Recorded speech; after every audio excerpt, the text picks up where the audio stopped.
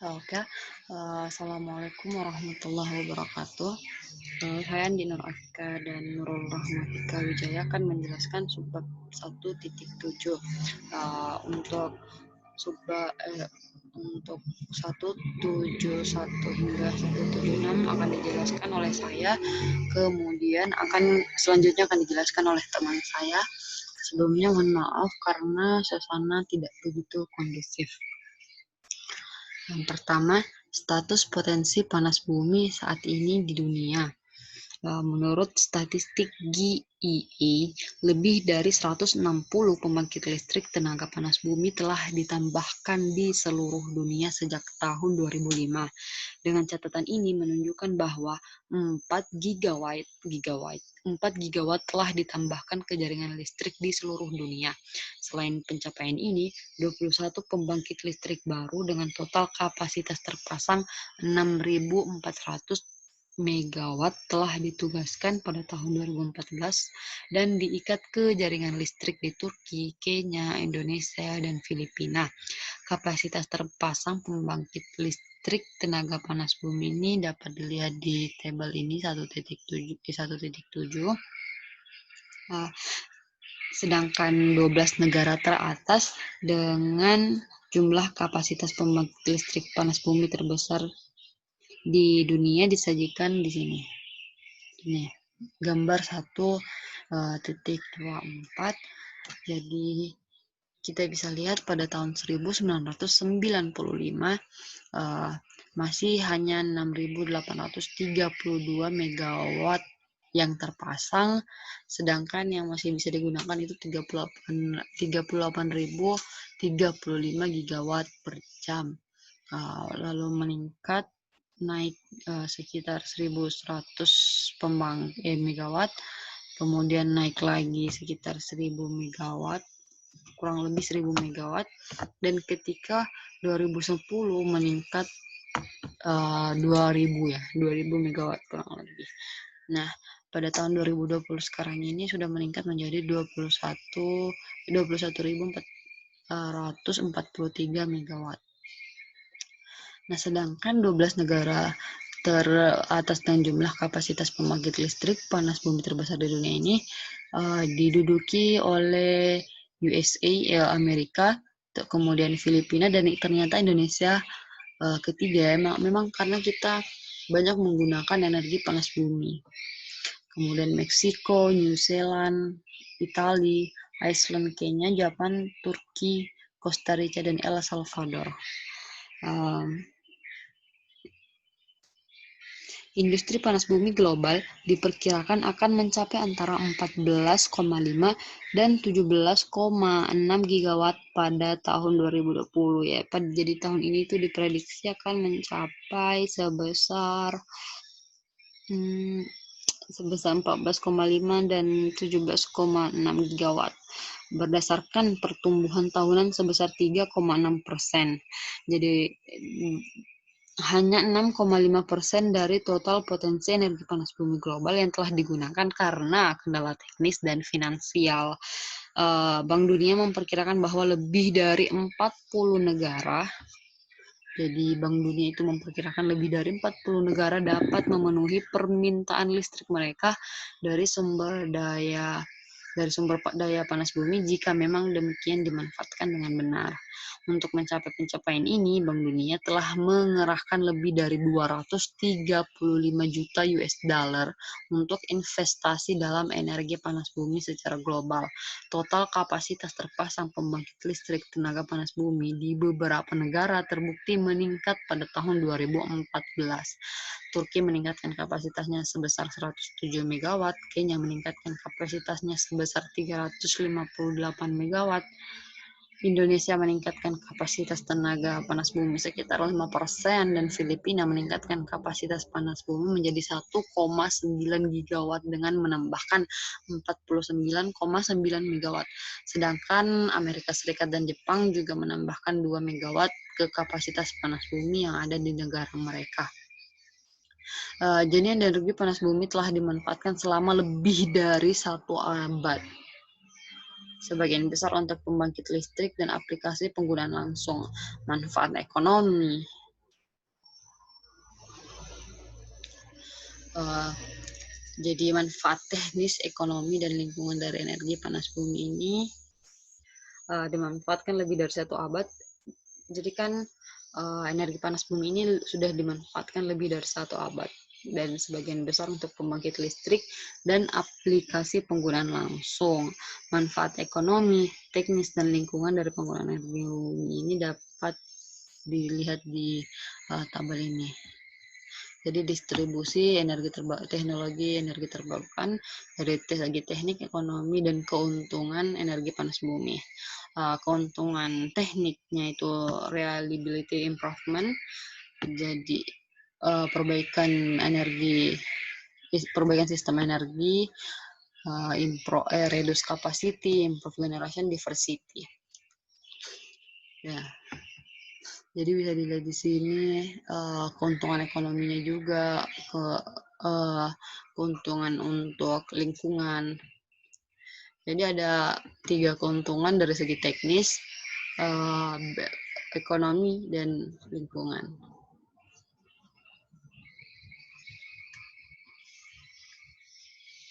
Nah, untuk 173 perbandingan energi panas bumi dengan sumber daya energi terbarukan lainnya.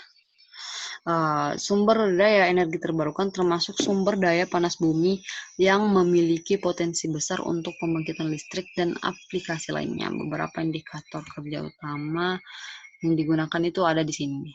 Jadi beberapa indikator kerja utamanya itu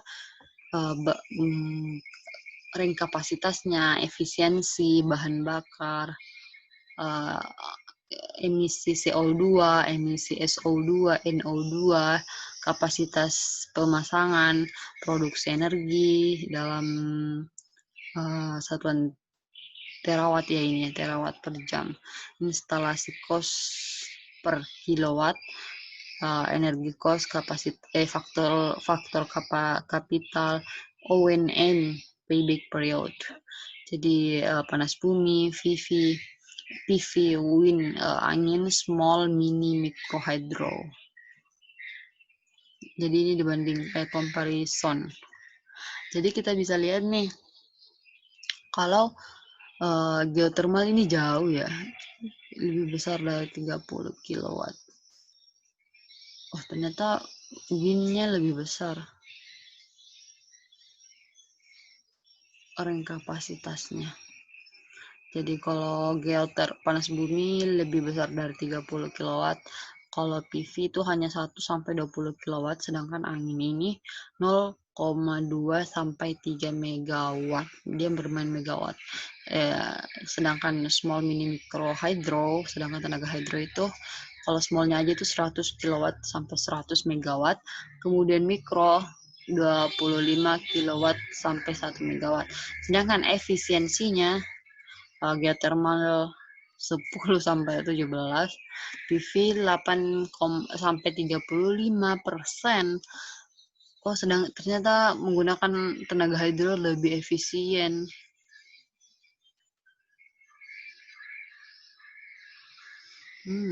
Ternyata ya. Tapi ternyata, nah, panas bumi ini, wow, besar ya emisi CO2-nya. SO2, NO2 ada, sedangkan PV dan wind ini tidak ada emisi. Untuk untuk tenaga hidro ini lumayan besar juga. Tapi tidak sebesar geothermal ya. Kapasitas terpasangnya ini 12.000, sedangkan PV dan angin ini 177, 370, 1055. Sungguh ini perbedaan yang sangat besar. Nah, mungkin karena saking banyaknya yang terpasang, makanya produksi energinya yang lebih besar. Lah, kenapa ini ya tidak ada? Jadi seperti itu. Nah, kelebihan dan kekurangan energi panas bumi. Kelebihannya itu reliable, long term resource, potensinya lebih panjang, low emisi.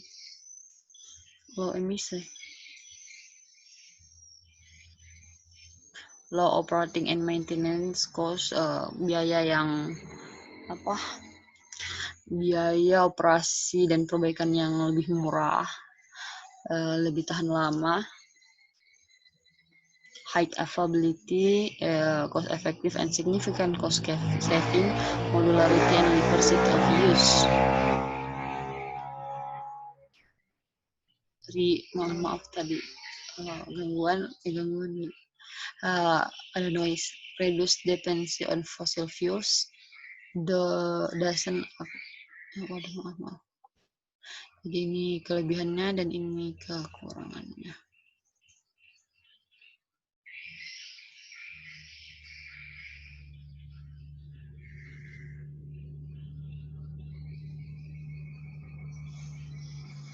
Baik, selanjutnya kita ke 174 aplikasi teknologi panas bumi.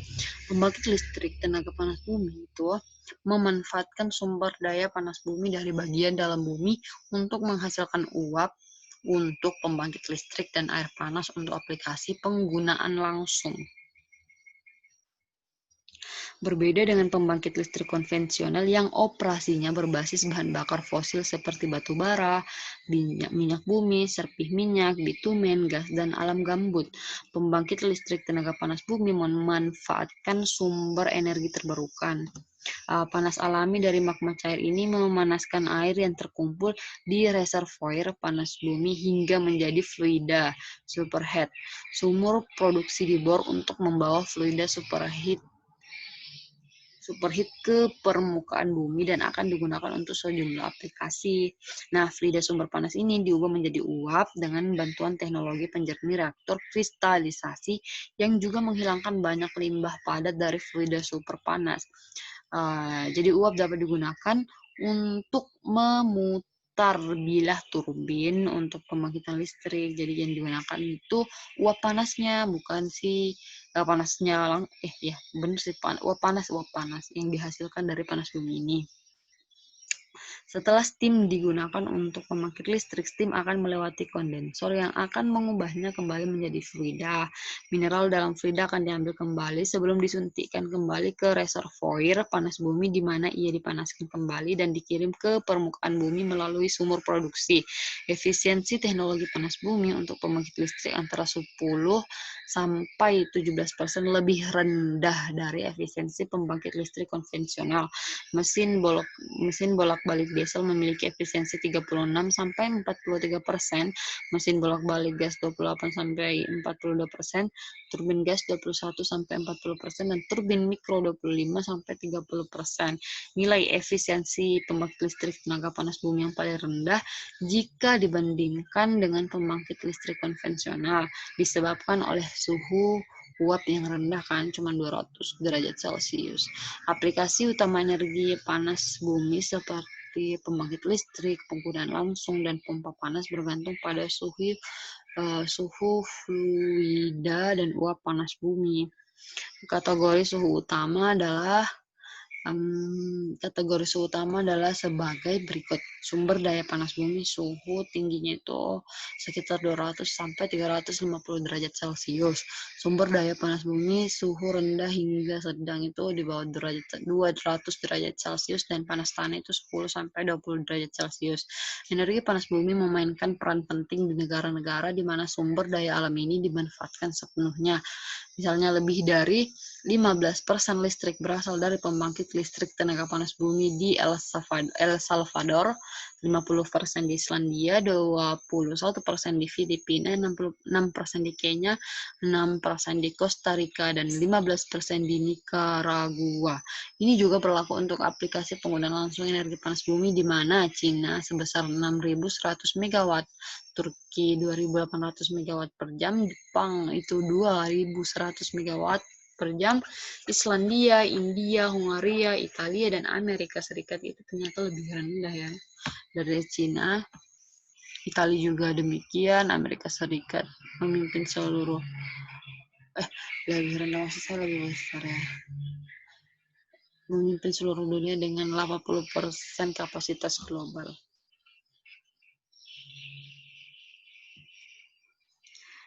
Aplikasi penggunaan langsung Jadi penggunaan langsung energi panas bumi ini melibatkan penggunaan air panas dari sumber daya panas bumi secara langsung untuk pemanasan gedung, pendinginan, proses industri, mandi, pasteurisasi susu, pencucian, peternakan ikan, pabrik, bel mikro, pengeringan buah dan sayuran,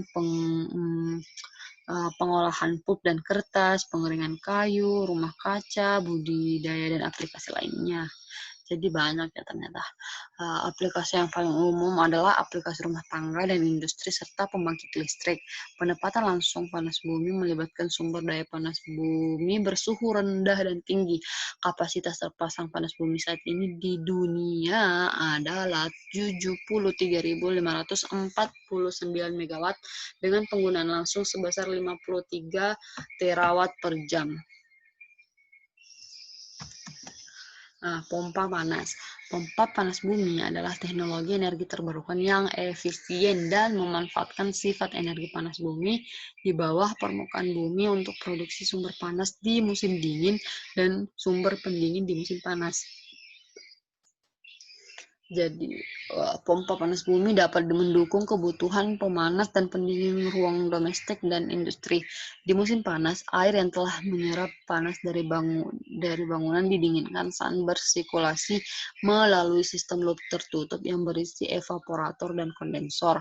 Air yang didinginkan dikirim kembali ke dalam gedung untuk menyerap lebih banyak panas dan terus mendinginkan gedung. Sistem ini reversible di musim dingin, di mana air dingin yang bersirkulasi di dalam gedung dipanaskan oleh panas bumi dan mengirimkan kembali kehangatan ke gedung. Sistem ini lebih efisien sih daripada menggunakan lebih efisien daripada menggunakan listrik berbahan bakar fosil untuk menghasilkan panas. Modal dan biaya pemasangan pompa panas bumi lebih tinggi sih daripada sistem pemanas dan pendingin konvensional. Kekurangan ini dapat dikompensasikan dengan menggunakan pompa panas bumi berefisiensi tinggi.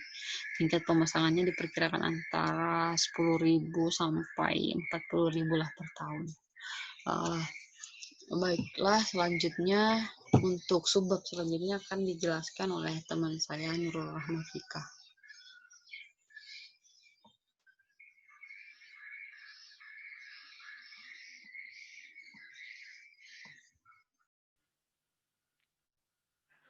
Assalamualaikum warahmatullahi wabarakatuh. Perkenalkan, nama saya Nurul Rahmafika Sujarwo, NIM 17050874022 dari Teknik Elektro 2017B. Di sini saya akan mempresentasikan materi dari Handbook of Distributed Generation by Ramesh Bansal dari subbab 177 sampai 1712. 177. Produksi listrik dari panas bumi. Pembangkit listrik panas bumi menghasilkan energi listrik dengan menggunakan uap yang dihasilkan dari reservoir panas bumi yang ditemukan di bawah permukaan bumi. Ada 3 teknologi pembangkit listrik tenaga panas bumi yang dapat mengubah uap panas bumi, yaitu dry steam, flash steam, yang terakhir binary cycle. Konversi ini tergantung pada suhu fluida dan keadaannya, yaitu uap dan air. Total kapasitas yang terpasang pada jenis pembangkit listrik tenaga panas bumi yaitu untuk dry steam sebanyak 37%, lalu untuk flash steam 59%, yang terakhir binary cycle sebanyak 4%. Dry steam. Untuk prinsip kerjanya, pembangkit listrik tenaga uap kering ini memiliki pipa yang mengalirkan uap langsung dari reservoir panas bumi melalui sumur produksi ke permukaan bumi untuk digunakan. Steam meninggalkan reservoir panas bumi melalui sumur produksi dan dibuang kembali melalui sumur pembuangan. Pembangkit ini menggunakan uap suhu tinggi untuk memutar bilah turbin. Turbin memutar poros yang dikopel langsung ke generator listrik, lalu mengaktifkan generator untuk menghasilkan listrik, dan air yang terkondensasi dari kondensor diinjeksikan kembali ke reservoir panas bumi melalui sumur injeksi. Lalu 179 flash steam. Untuk prinsip kerjanya, pembangkit listrik tenaga uap ini menggunakan reservoir air panas bumi dengan suhu tinggi untuk operasi seperti yang ditunjukkan pada gambar 1.26.